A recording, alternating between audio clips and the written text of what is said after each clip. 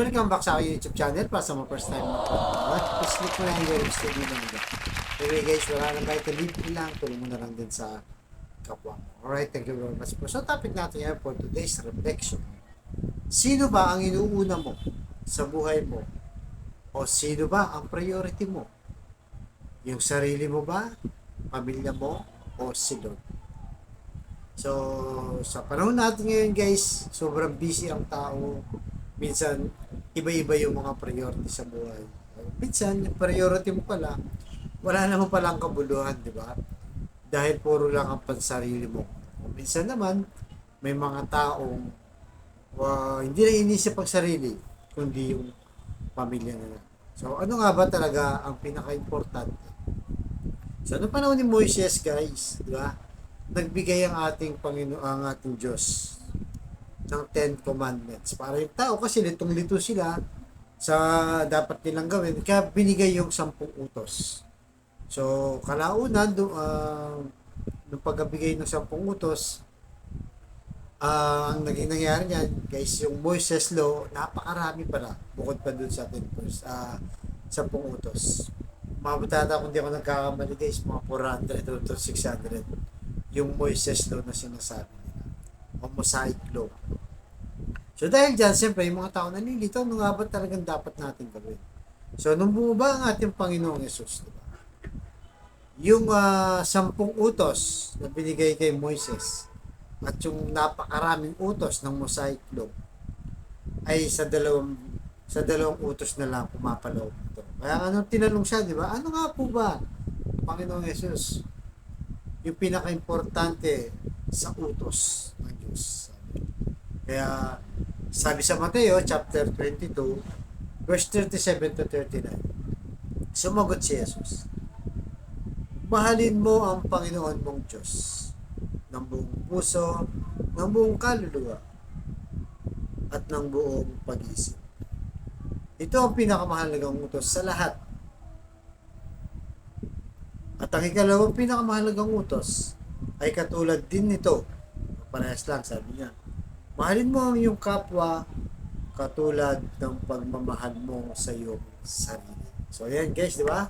Sa dami ng utos ni Moises ng panahon na yun, tayo, alam naman natin siyang utos. So, sa dalawa lang pala, para hindi tayo malilito, guys.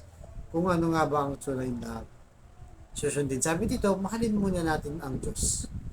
I-priority muna natin siya.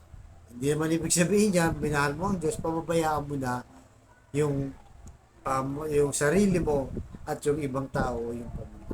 So, inuuna lang para yung susunod na kautusan ay nakapaloob na rin po. Kaya marami sa atin, di ba? Sa ating mga tao, kung ano-ano yung mga inuuna. Pero meron naman talagang sinasakripisyo ang sarili.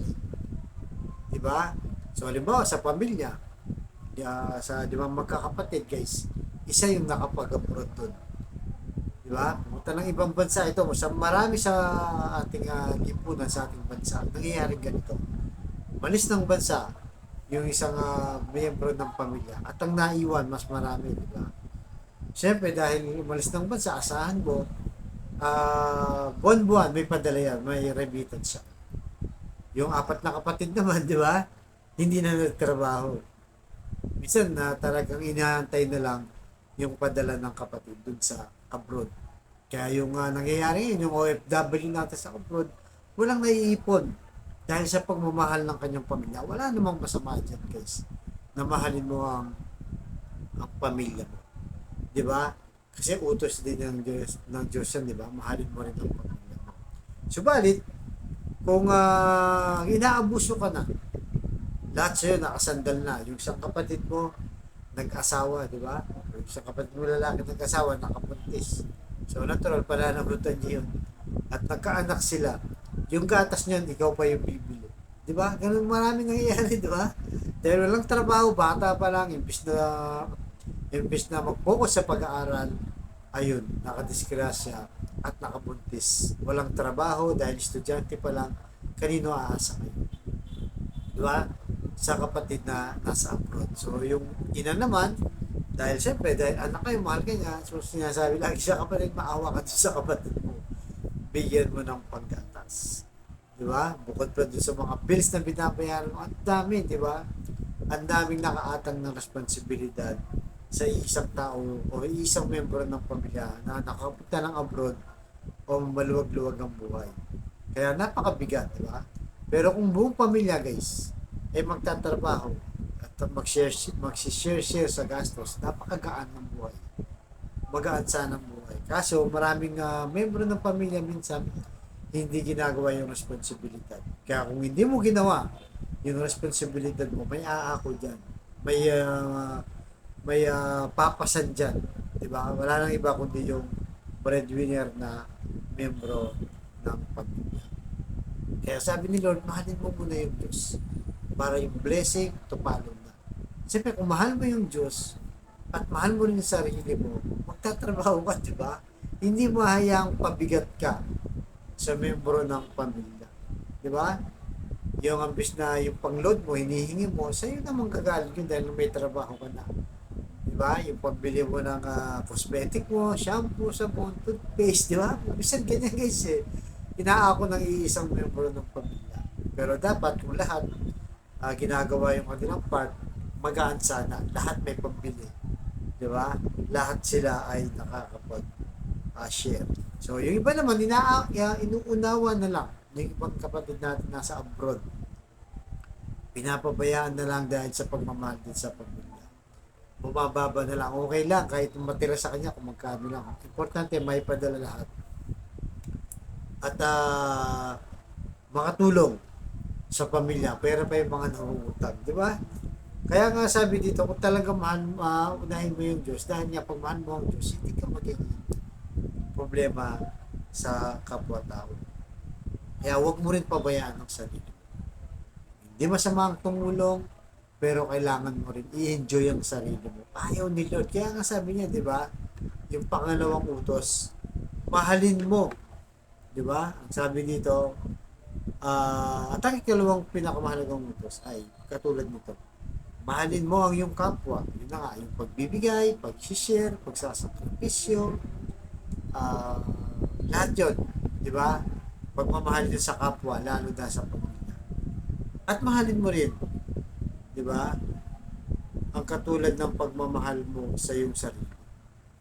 So, di ba? Kung mahal mo yung sarili mo, mahal mo sila, mas magaan sana. Yes, di ba? Kaya, kung marami kang natulungan sa oras na nangangailangan sila, kumbaga nagtatanim ka ng kabutihan, darating yung panahon, di ba? Ay yung anihin yun. Maraming pupuli sa iyo, maraming papasalamat sa time na maraming nangangailangan at tinulungan. Sinakrapis yung mga buhay. Parang ating Panginoong Jesus, di ba? Diyos na siya, guys. Di ba? Nasa langit na siya. Bakit kailangan pa niyang bumaba? Eh, ang ganda na ng pwesto niya doon, di ba? Tapos bababa siya, pinarusahan lang siya dito, hidod siya, sinaktan, nilait, di ba? Kung ano-ano pinagsasabi. Pero okay lang yun. Dahil nga sa sakripisyong binigay niya para sa atin. Dahil mahal na tayo. Ganun din tayo dapat. Sacrifice tayo pero para sa ating pamilya at para sa ating sarili.